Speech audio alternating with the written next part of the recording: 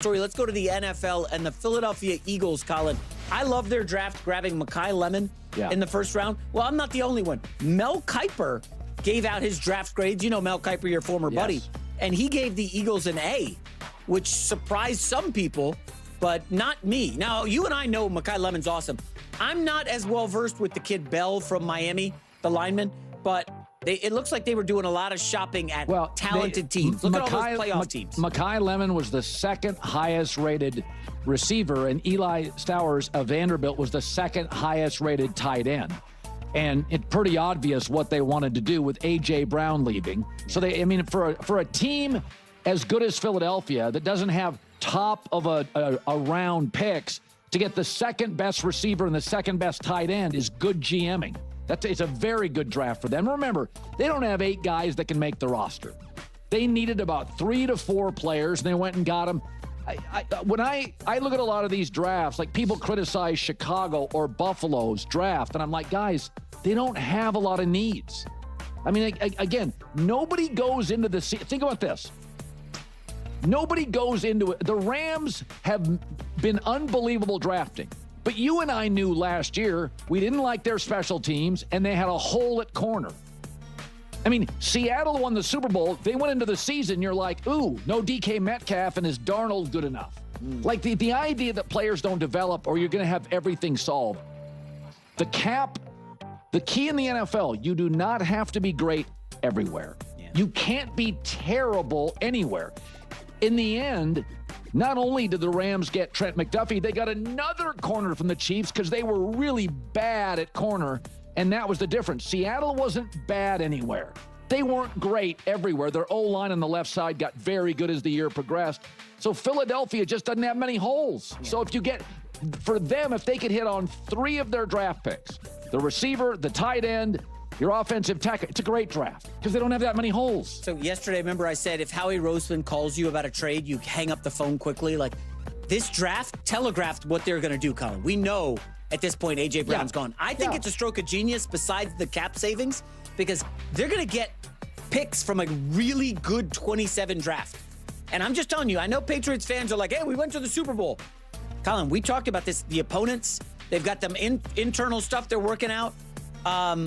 We could see like a 7-10 Patriots team next year, okay? And if the Eagles get their first round pick, now you're looking at the Eagles getting like a top 12 pick maybe in a loaded draft. Howie Roseman is really massive. Ooh. We've heard some different rumors, though, about it possibly being a 2028 pick. Who really knows at this stage? I mean, why 2028 and not 2027? I have no idea. Couldn't even begin to guess right now. But the Eagles definitely had one of my favorite drafts, no question. I agree with what Colin is saying, they only had so many gaps to fill, but I just love how intentional they were. They landed such fantastic value with Eli and Mekhi. Eli and Mekhi. Ooh, I'm going to enjoy saying that a lot in the future. Eli and Mekhi. As well as some of the gambles they took. They're so low risk. Like, risk isn't even the right word, right? It's just, I don't know. It's like waking up and drinking a glass of water. Maybe the water gives you superpowers, maybe it just keeps you hydrated. It's like, I don't know, maybe. Are you living in a Marvel movie right now, or are you living in reality? And so, some of these picks, they're gambles, and if they do pay off, they could be so massive, so incredible, that it'll just be like, what? It'll be the story of their entire career, quite honestly. It'll be the story that every time we ever see those guys on a nationally televised game, we'll get their whole biography. We'll hear it again and again and again. If they make a Super Bowl or win a Super Bowl, it'll be a documentary. It'll be a movie. It'll be a Disney Plus movie, right? So, and again, it's done in an absolutely zero-risk manner. So, from my viewpoint, they got absolute guarantees. They got fantastic value, no reaches. And some gambles that if they hit, like I said, they'll be making movies about it, you know? So, yeah. At this point, considering who the Eagles are right now in terms of where they stand with everything, what more could you ask for? And I really can't wait to see what they get for A.J. Brown. Again, a 2028 pick. If someone can help me understand why that would be, there are rumors, and I've talked about this before, but I haven't heard anyone else discuss this, and I don't really love getting into conspiracy theories or rumors or stuff like that. That's not my favorite thing. I think that's a losing battle, and that's a different type of channel. You guys go enjoy all those crazy rumors. That's not what I do. I try to have real conversations. But there's this idea that the Patriots' first-round pick, the lineman, will get traded to the Eagles. If it's that and a 2028 pick, that will be really fascinating.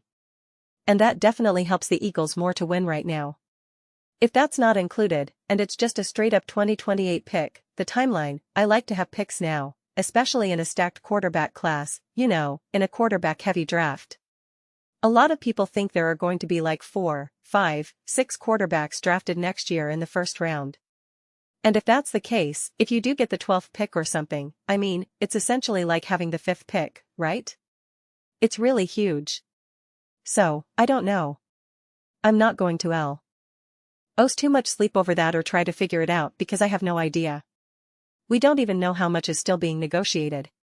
Maybe it's completely already done, and they were like, alright, this is the deal, no matter what happens, we just can't do it until June, but this is the deal. Like, who honestly knows? But the idea of it, if I even just look at their top 3 picks, obviously the most valuable, just those top 3 picks right there, the potential. The potential, the potential, the potential, the potential, the potential. And I've been shouting about tight ends, tight ends, tight ends. And I was so hyper-focused on, oh my gosh, I can't think of his name right now. The tight end who was drafted by the Jets. Can't think of his name. Oh my gosh, it's going to come to me as soon as I hit stop on record, but I was all about him. And I kept making all these arguments like you've got to find great tight ends. The best value in the NFL is great tight ends and great running backs because they produce so much, and you don't have to pay them as much, etc., etc. And it's just like, Sadiq is his name, by the way. I got it. And so, the fact that the Eagles know that and understand that, and they're so good at finding replacements. They're just so good at that. And giving young, multiple talents to work with Jalen Hurts and Sean Mannion. To be able to have a meeting of the minds and craft an offense exactly how Sean Mannion sees fit, and not having to insert other players, experienced players, and force them to try to play a certain way. It's just like, you're bringing brand new raw talent in there, and you've already in free agency surrounded them with experienced veterans as well. And experienced veterans who are ready to put in the work, who are ready, who aren't like, this is how I want to play. This is what I expect. It's like, no, everyone's on the same page. That's really ultimately what it comes down to. Everyone is on the same page. Oh my gosh, that is such a beautiful thing. Everyone is on the same page. Do you feel that? Do you guys feel that right now? Everyone's on the same page. It's like a commercial of someone on a beach, laying back on a lounger. That's what happens. That's what happens when you get some veterans who have good heads on their shoulders.